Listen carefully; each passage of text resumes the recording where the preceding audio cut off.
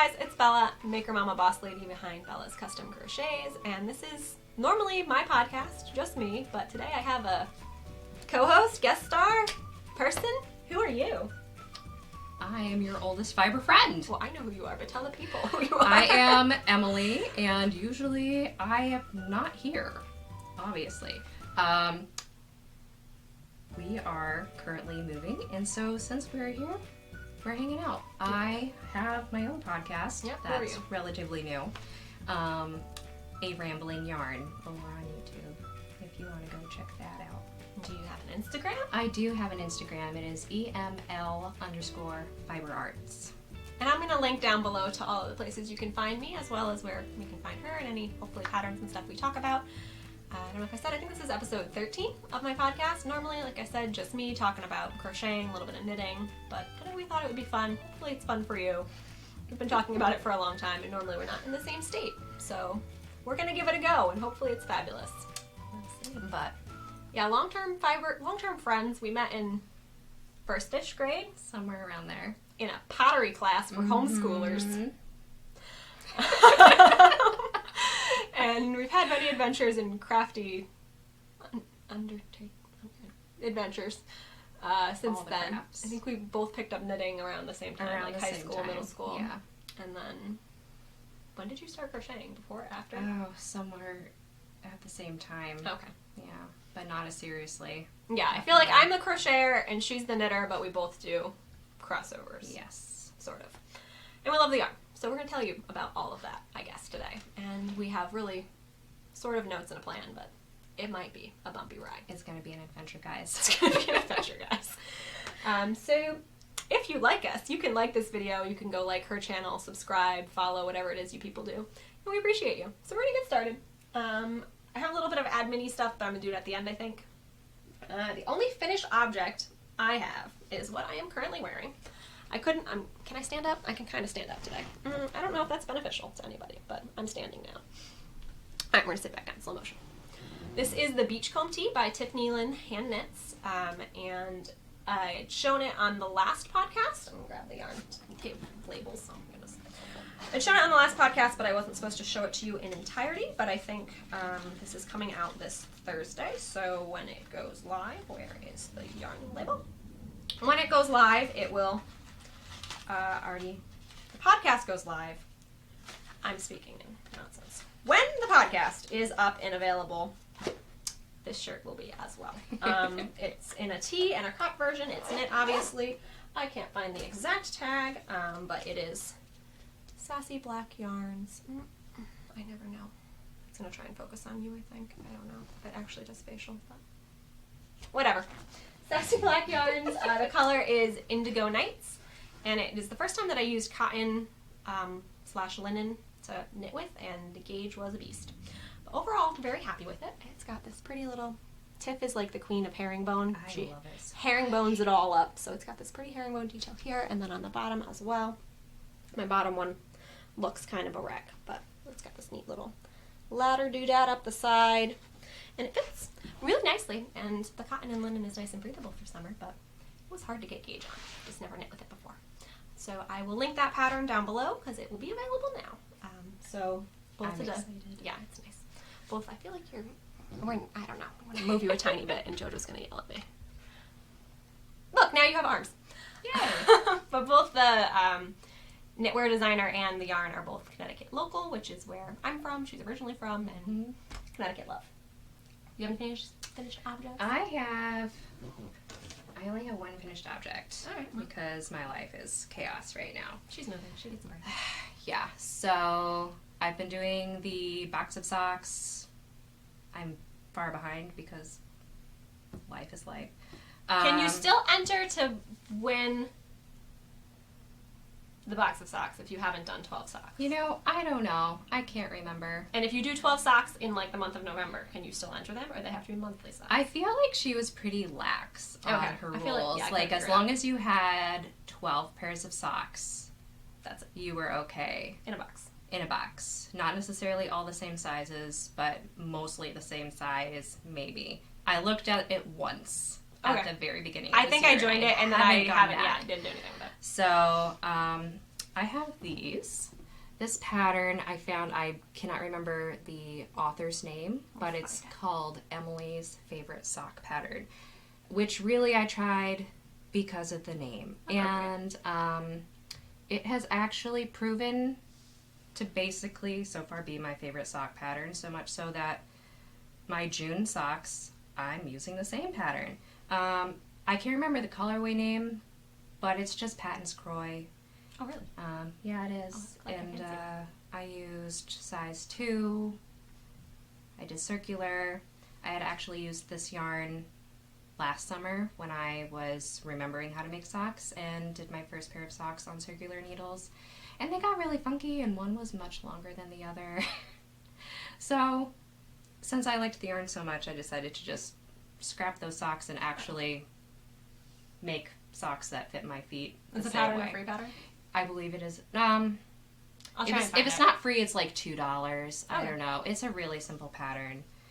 And I can send you the information. Okay, we'll try and link it. Yeah. But, so that's, the other one's just hanging out here. They're not blocked. I've been lazy. My ends aren't sewn in, but that's what they are. You get all the I'm excuses. moving. Oh, also we should mention, I have a Ravelry group for this podcast, and you have a Ravelry group.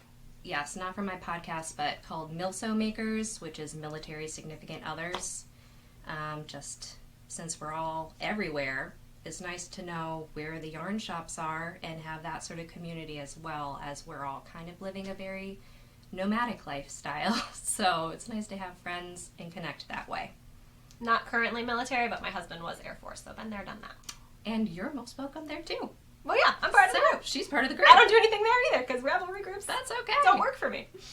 But it's there. It's there if you want. All right. So I guess that was the finished object segment. Whips. I have some whips. I'm just going to show you the lockdown blanket real quick because it's really not that exciting. It just keeps getting exponentially larger. Because lockdown forever. Yeah. I just love all of it. Ta-da! It's so much of it. I'm a few days behind, but that's that.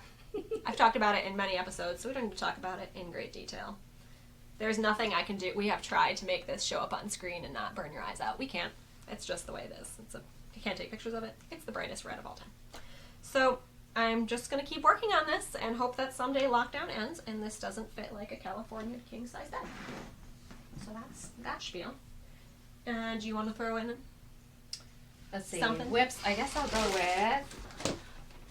This is something I've been working on for a little while and, again, kind of got paused with all of our moving. This is the Sanguine Sweater by Morgan of Morthunder. Not made in any particularly special yarn. It's just all, I love this yarn from Hobby Lobby. I still love this purple one so much. I love that one. It's like I think it's marled purple, I think is the name. Purple, which purple it's a marled purple. Something like that. So, I've got one sleeve down and I got the other one to go. And honestly, I was afraid of maybe being stuck on Sleep Island for a while, but this actually, if I hadn't been interrupted by children or husbands or anything else, probably would have been done in 2 days. The whole sweater or the sleeve? No, the sleeve. Oh. The sweater itself, honestly, probably would only take, if I didn't have a lot of interruptions, 2 months. Yeah, I've never done an all-over color work, but it was fun. Top one went fast. It went by really fast, just because you're constantly switching colors and patterns, and it doesn't look too tedious. It looks like you're kind of doing large blocks. I mean, it's not mindless, but it's not overly complicated, and it's for my husband, so right now, if I put it on, it looks like a mini sweater dress. But I kind of love it. Yeah, there may have been ulterior motives for making this for my husband. Obvious. So that's what I got, and all of Morgan's patterns are just joyfully colorful, and I adore them. They are nice. Yeah. And pretty beginner friendly as far as if you're an adventurous beginner. I think so. And you've done a few things before and kind of have the gist of it. It's not too scary. That one does have short rows in it, right? It does. Yeah. Yes. I think the one that the one that starts with P and ends in C.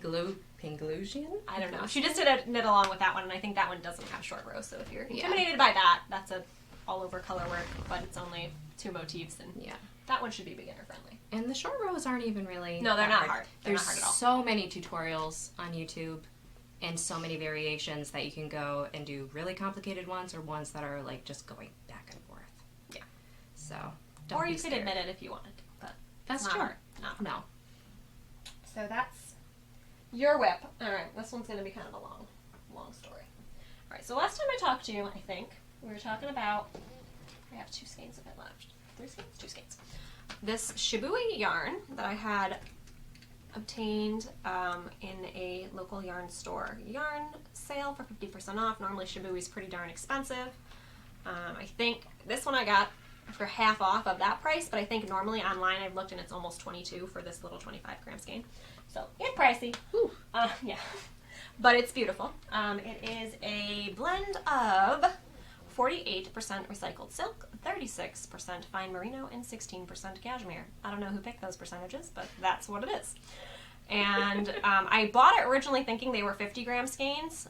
They are 25 gram skeins, and there's 224 yards. Thought it was a light fingering weight, but if you do the math on that gauge and the yardage, it's really more of a lace weight. So I had intended to do a sweater with it. Go back to the last podcast, whole big rant. Didn't turn out as a sweater because I realized I was going to need like $400 worth of yarn. And I'm all for expensive yarn, but that is a lot of yarn, especially I'm only like a size medium, so to do a size inclusive pattern with that yarn, whew, that'd be pricey. So, ended up... It's like leave your sweater in your will to people. Pretty much. Pretty much it is. And it was lace weight, which is already a lot to ask of people. So, I decided to do a shawl instead. And it is magnificent! Okay, you're not going to be able to get the full glory. I'll have to take some pictures and put it in. That. But it's got this dragony... my husband came in when I was blocking. He was like, is that supposed to look like Batman? I was like, I guess. I don't know if it's called a batwing shawl. I couldn't find any crocheted ones. I found a couple... I know the batwing sweater is a thing where your like arms are attached to your elbows. Or your arms are always attached to your elbows. The sweater like goes out in a triangle. It doesn't look like a bat at all, but yeah. So I don't know if anybody knows what this shape is, tell me. Because it starts up here, and then there's some increasing, and then these little Brady doodads.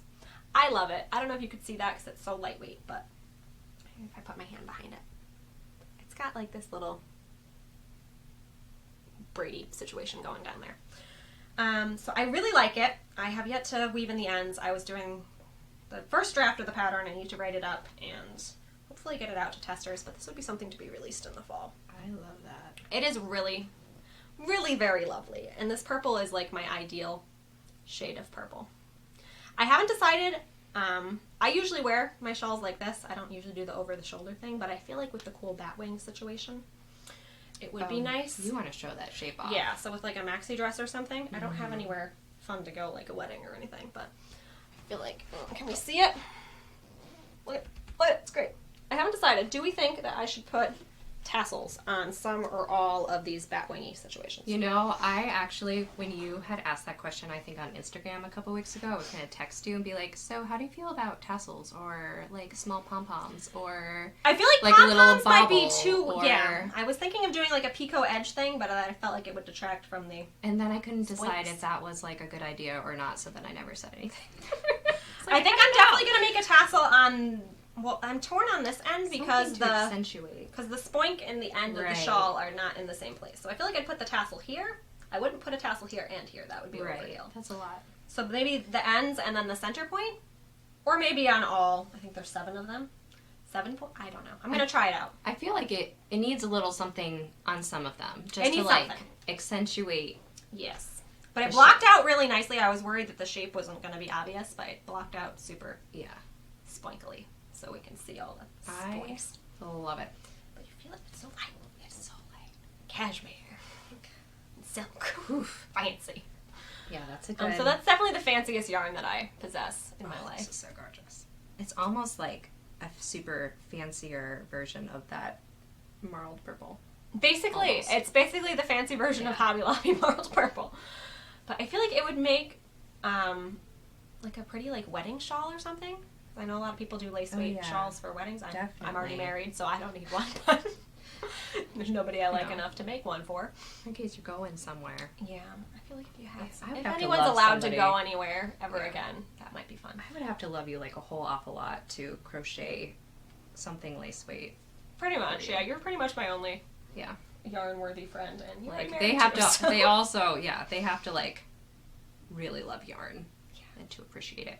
And I think it might be fun. I just ordered my first skein of mohair, but I feel like it might be fun to do in straight mohair if you're a fan of mohair or Surrey. I'm not sure if I'm a fan of mohair, but I bought some. We'll see. It has made me sneeze in the past, but we're going to give it a go on a different shawl design, but we'll talk about that next time. I don't know how to fold this shape. I don't know. Whatever. You're beautiful. You just keep being beautiful. I have never worked with mohair before, and I don't know it sheds. It like gets in your lip gloss. I have enough like sheddy animals in my house. It might not bother you. It may then. not make that much of a difference. difference. But I don't know if I am curious enough. Like, what if I get some and I just don't like it, and then I guess is that when you destash? I guess so. But the thing about mohair is like once you cake it, it is caked. Yeah. You can't really. And once you make a project with it, you cannot really no, frog it. They claim like you can freeze it. What?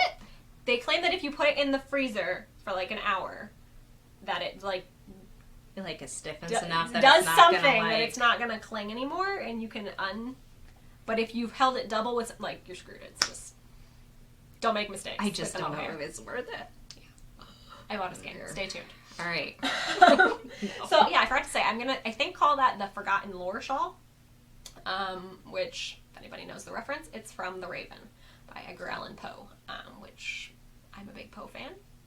And I wasn't really going for bats in general, because 2020, we've had enough bat drama.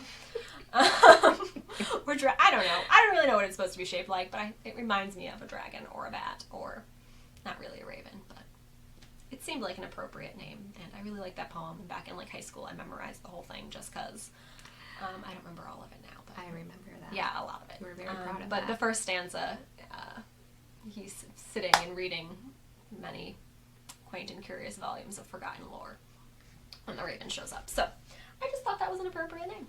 And that is the story of the Forgotten Lore shawl. Stay tuned. Tassels, no tassels, comment below.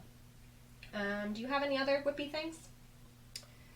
I have my other sock that I guess is a whip or half-finished object, wherever the line is drawn on that. Well, we didn't have have no. Okay, you chat about it now. Sure. Go ahead. Okay. I feel like this is going to be shorter than my regular podcast because I'm less rambly with another person. Who would have thought?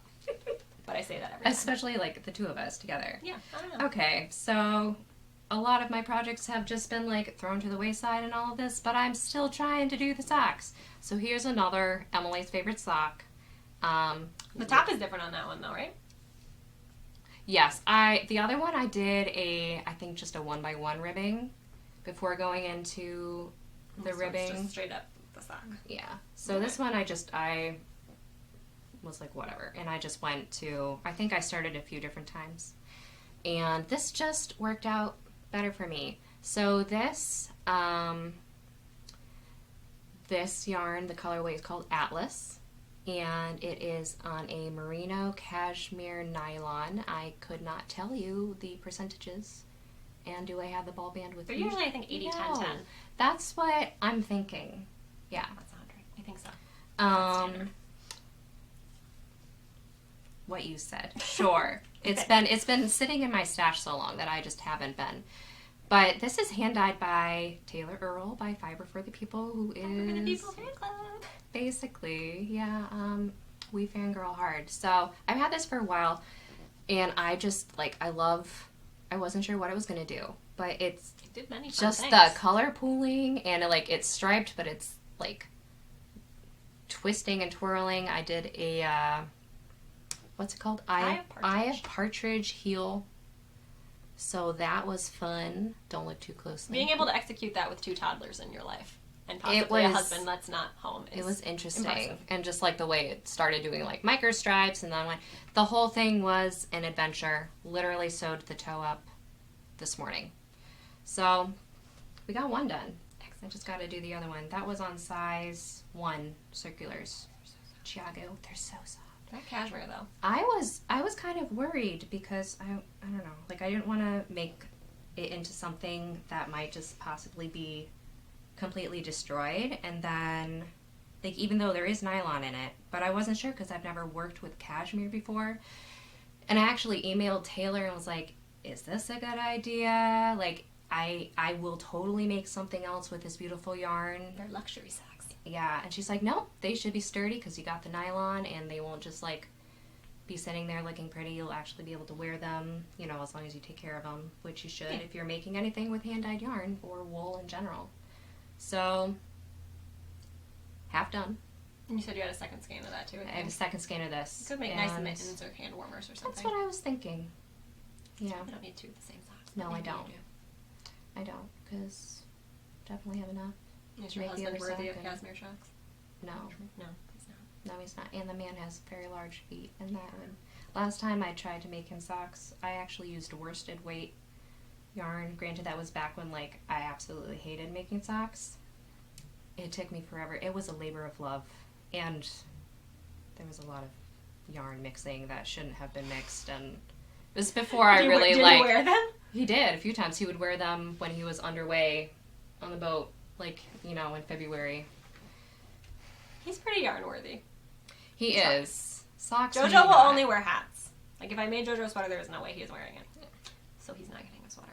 Yeah. And socks, he destroys socks. We don't know how. He has a desk job.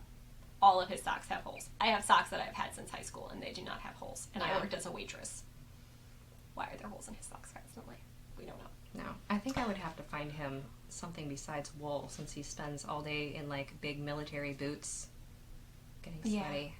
Yeah, maybe that would work well. I don't know. Maybe. I don't know. We'll have to experiment, maybe. I don't know. Okay. Well, you don't get socks for him. Sorry. Not for now. Okay, so I honestly don't know if I even worked on my socks since last time, but I will show you my socks. I may have not done anything, since you might be looking at the exact same. I know I was on the foot, but...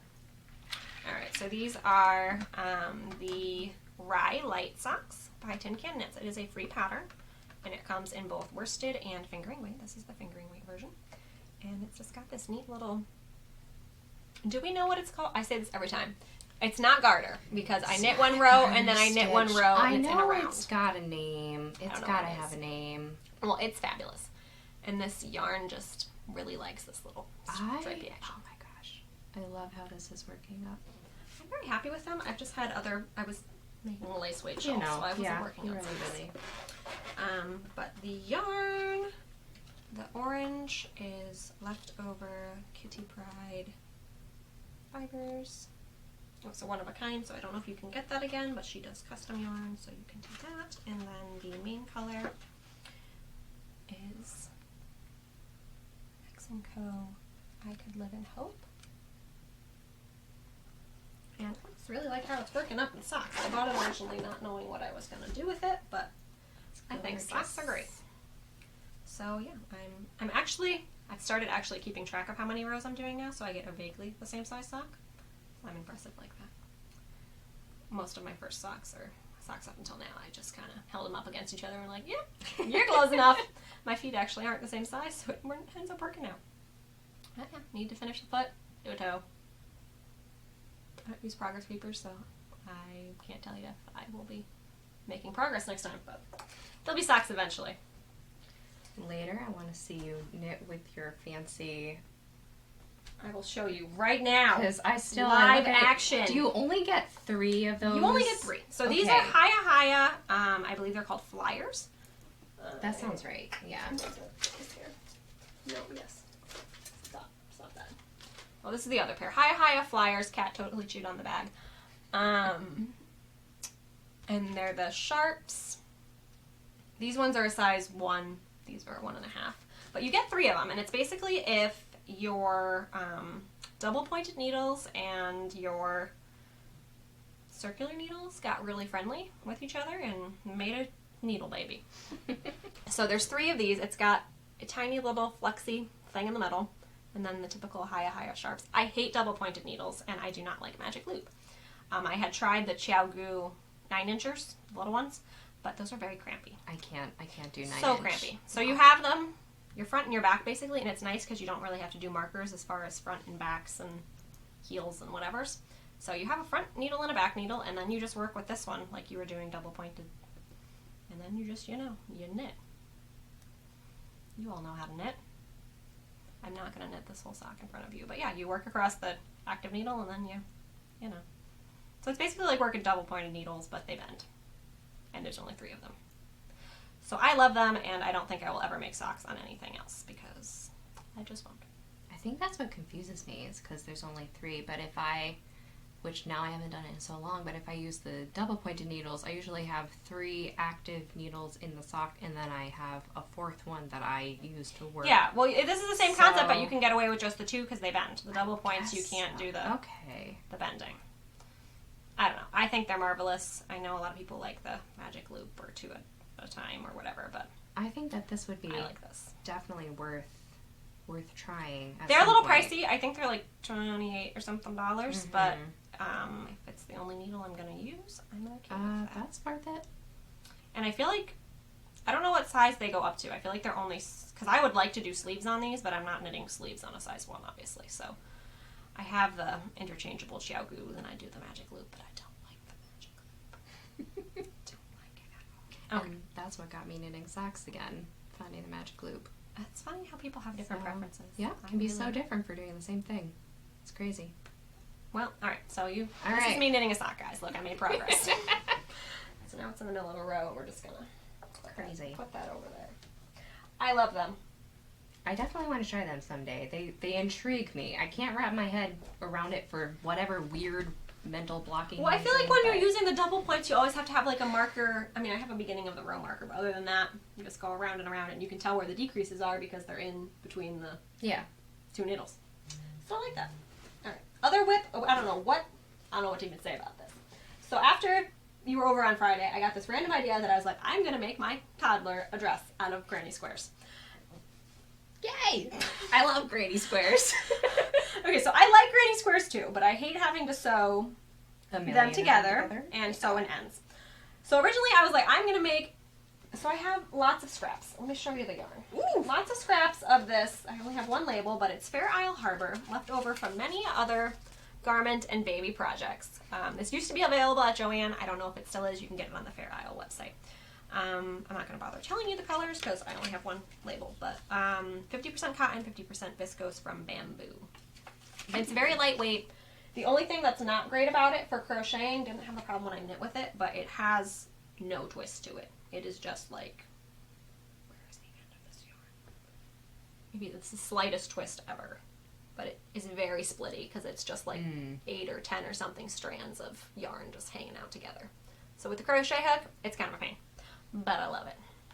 I have made multiple things for my daughter. My Odyssey cardigan by Ambassador Crochet. Designed a blanket for my daughter. Her little birth announcement dress. A lot of it. So I had a lot of scraps. So I have a bunch of blue. Blue is not usually my go-to color, but she has blue eyes. So I was like, I'm going to make this dress. And originally I thought I was going to do all solid colored ones. And I was going to do a full body dress. And then I thinking about doing like a circular yoke on the top. So just doing like a big long, basically a blanket, joining it and doing a circular yoke. I realized it is very heavy. Oh. Yeah, that's got some weight to it. For cotton, I mean cotton's heavy, but bamboo is usually pretty lightweight, but something about the dense little granny squares. Yeah. And cotton tends to like grow and not hold its shape, so I am concerned it's going to be like a floor-length ball gown on this dress. So we have decided that I was going to, and by we I mean me, and me rambling at my husband and him not having much input on. So I did 1 little row of cute multicolored ones, and I was like, I don't want to sew in that many ends. So then we did solid ones, and then I tried to do, I don't know if you can tell, some shaping, but that's well nigh impossible when you're, lining up squares. So I like squished an extra one on the bottom row, and then I like decreased one so it doesn't line up on the back. And now I'm going to do some sort of flapper bottom. So that's the bottom of the dress, and now I'm going to crochet normally without the squares up the top of the dress in this color, maybe. I don't know if I'm going to have enough yarn. I don't know if I'm going to do like a front and a back when I get to the top. Or I don't know. I don't know if it's going to be straps. I don't know if it's going to be a halter. I don't know if this dress is going to weigh 40 pounds. My child is just over 1.5. So maybe it will stretch out and grow and fit her until she's 5. You never know. Maybe it's a top. I don't know. Maybe I can wear it. But I feel like it looks cute. Maybe? I don't know. It's kind of wonky. And I can't tell if it's going to be like boho cute or like, oh, your mom made that. Which I don't like that look. I like the, oh, you made that? Not the, oh, that's homemade. I feel like with the color scheme, it's definitely like a, like, ooh, I like that. But that's also me, who loves granny squares. I'm hoping it's going to be cute. Like, I think I've never made a wearable thing out of granny squares. I have blankets galore, but... And then I was like, maybe I can make a cardigan, but there's only so much use she's going to get out of a bright blue granny square cardigan, so I don't know how much use she's going to get out of a sundress that weighs 10 pounds, but... So, yeah. I don't know. It's going to look cute with her blue eyes, but other than that, I think I might do a ruffle on the bottom. I don't know. There will be absolutely no pattern for this. Because design your own adventure. It is, yes, and I am just winging stuff. Just like adding stitches, taking away stitches. I thought maybe I could write up a pattern, but no, I cannot. Because the pattern would be like, and now squish an extra square on the back so it doesn't line up and it looks all crazy. So yeah, that's my other work in progress. I'm going to finish it because I'm not going to frog all these granny squares that I've sewn together. And this has no other purposes other than a really... Nope, that's not going around. No. So... We'll see what it looks like. Might be fun. Well, I was thinking a summer dress, but it might be a fall dress. Now this end's popping out. Oh, goodness. I don't know, guys. Comment below. Some people make such cute garments out of granny squares. And I just don't. I just don't know how to put them all together. Look, well, this one's ugly because I pulled it apart. Like But a look, garment they're shape. so cute. They're adorable. It's really impossible to add shaping. And then I was thinking, like, maybe I could do them all, like, sideways. So that... They're like diamondy? So they were like diamondy, but that was so much more work.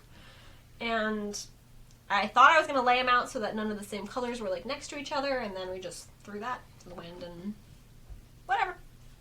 It's going to happen. She's a baby. She don't care. Yeah. Hopefully it'll be cute. Stay tuned. So I think that's all of my... Yeah, that's all of my whips. This is going to be shorter than normal. Oh my Who would have goodness. thunk? You have nothing else, right? That's really all of my yarny stuff because the rest of it's... Oh, you were going to talk about yarn. You have more yarn. I have just like in the I bought yarn section. I don't have any stash acquisitions, acquirements, whatever, at the moment, but she does, so I'll show you hers. I made one last purchase from Fiber for the People before all of our moving shenanigans happened. And there was an update yesterday. There was She an update. didn't buy anything. That's very rare. Very impressive for her. You know. I did. I got my It's very hard for me. I'm usually, like, I don't like to spend money, but I have a huge weakness for Taylor's yarn. And I know I don't need any more. That's impressive, though, because I'm cheap, and she's cheaper than me, and she buys all of the yarn. I just tell myself it's an investment. It is. You know. So, Luxury socks. She, I know. We need these. I don't know, was it last month? I can't remember the date. Beginning of May, because she's moving too, so her schedule's been weird. It was the update before the one that happened this past Saturday. I think it was like, first week of May or something second like week that. Something like that. So she started doing the bundles of minis, which were... I like that one a lot too. I haven't actually really taken them out. These were all Lucky Strikes, right? These are... Everything is Lucky Strikes, which is really fun. Says, specially curated collections of mini skeins intended to be used however your heart desires. These bundles are a mix of merino nylon, 2-ply, and merino singles. Oh, I didn't realize they were different weight. plies. Yeah. So, got yardages over there. Yardages. The boardwalk Some collection. colorways. Yes, this is the boardwalk. So they have honey, posy, lavender, stormy, and vintage. Those names have nothing to do with boardwalks. No, but they're gorgeous. So I'm assuming, I'm not going to go over. That one's got some drape. But this is definitely, I've never, it's been a very long time since I've worked with singles. Like single. I never know what to do with them other than make shawls. People make garments, but they do pill a lot. Yeah, that's what I've heard. And socks are not worthy of it. No, I would love to make a pair of socks with them, but I feel like it would be... They pill and they don't Because there's no nylon in them. Yeah, And they're not, the tight twist contributes to the durability. It wouldn't, like, they would be like socks you hang on your wall to look at, which is a thing. Something I would do, because suitable for framing. I'm crazy, but yeah, so they were just really fun. And I think she used to do little minis and like sock sets once upon a time. She's very sporadic with how she does things. Yeah. We don't know which color is which, right? I'm guessing that one's names, but you know, I'm gonna go with this is probably lavender. Yeah, it seems like a safe bet. My stomach is making noises. This one's probably Posy. Feels appropriate. That's another merino single. And the last one, which is similar to the first one, but maybe a little bit more gold. I like that one. I like this one a lot. That one's my favorite. Yeah. I have mixed feelings on putting those in the thing together with the different, I don't know. It'll work. It'll work for sure. I'll make it. But I feel like usually when you buy a mini skein set, they're the same across the bases. They all were a mix of bases. I thought she was selling, you could pick either base, but now no, she had, I think there were like 4 or 5 different sets that you could buy. And they all were a mix of, specific colors were on specific bases. But it was a mixture. Well, they're lovely. Put that back in later. And then more Lucky Strikes, because everybody needs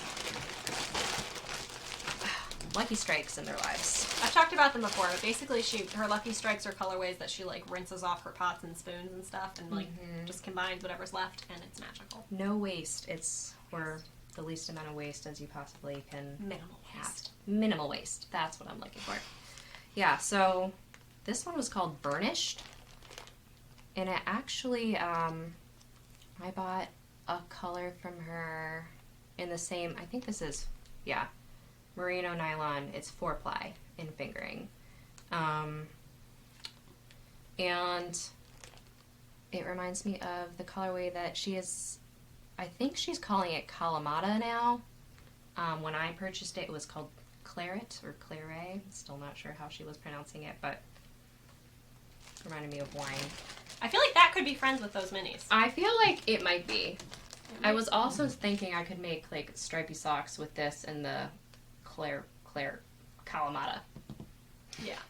But so far there's no plans for it yet. And then there was this one, which was called Peat, like peat moss. And I think this is 2-ply. Yeah, 80%. Also could be friends with them. Yep. Merino nylon. And then the last one, which also could be friends with minis. I was going for a theme here, I think. Mocha. I thought that one was the same as that one, but it's not. They're very close, but they're not. So this one is also 2-ply, but this one is 4-ply. So we got the nice twist here, and then the more rustic, which I might be one of those weird people, but I like the feel of the 4-ply. I don't mind having like a little roughness. The texture. I mean, I love how soft the 2-plies are. I don't know. But this one's pretty. This one's mocha. Would not have called that color mocha. I can see, but it's like almost mauve. Like a purpley gray, brown. It's a raspberry mocha. There you go. Raspberry mocha. So we'll see. I don't know. This was definitely impulsive. Didn't have plans, but maybe a shawl. We can't really have plans with the Lucky Strikes. That's the hard thing. No, that's you don't know what there's going to be, and they sell out in like 47 seconds. So, oh gosh, it's cutthroat, guys. Butterflies in your stomach, cutthroat. Yeah, I had two of the mini bundles in my cart, and as I was checking out, one of them sold out, and I was on there before everything was like live. It goes really fast, and I feel like some websites have it set up where once it's in your cart, I don't know, my husband was trying to explain, once it's in your cart, it's like have reserved for like a 5-minute window or something. Okay. I don't know how she does it, but basically if it's in your cart, it doesn't mean it's yours. Someone can buy it before you do. Yeah. It's very stressful.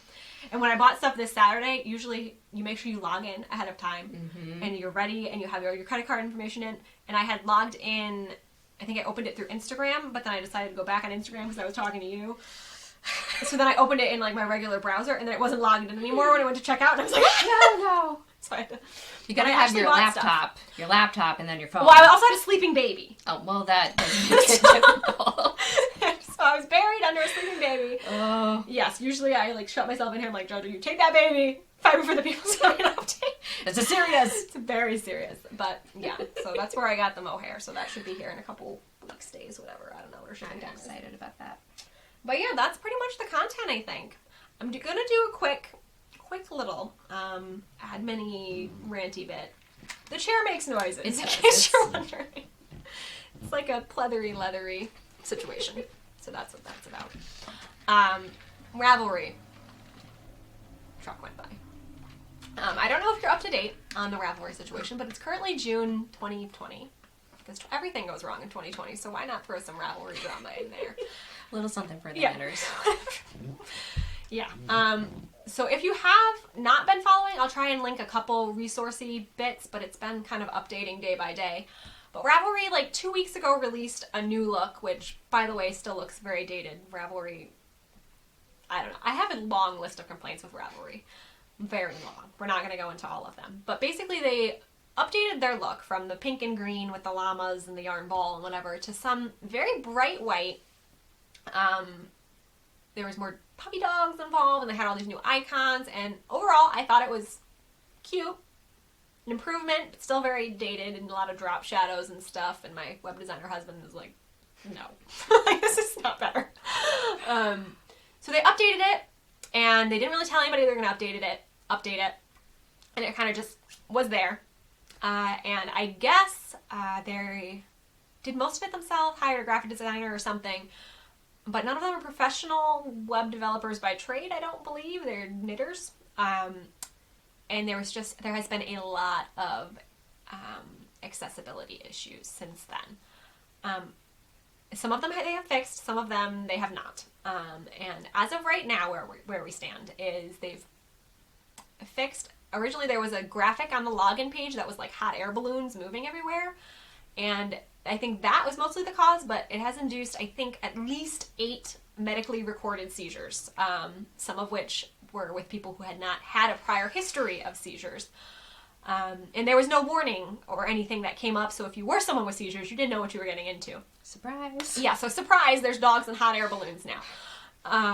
And then I guess something about the bright white and the color, something, I don't know. I'm not a professional in this manner either, but it's caused a lot of migraines, vertigo, all sorts of neurological disturbance issues, and then they also had problems where they had not considered screen readers, so people with like low vision weren't able to use the site.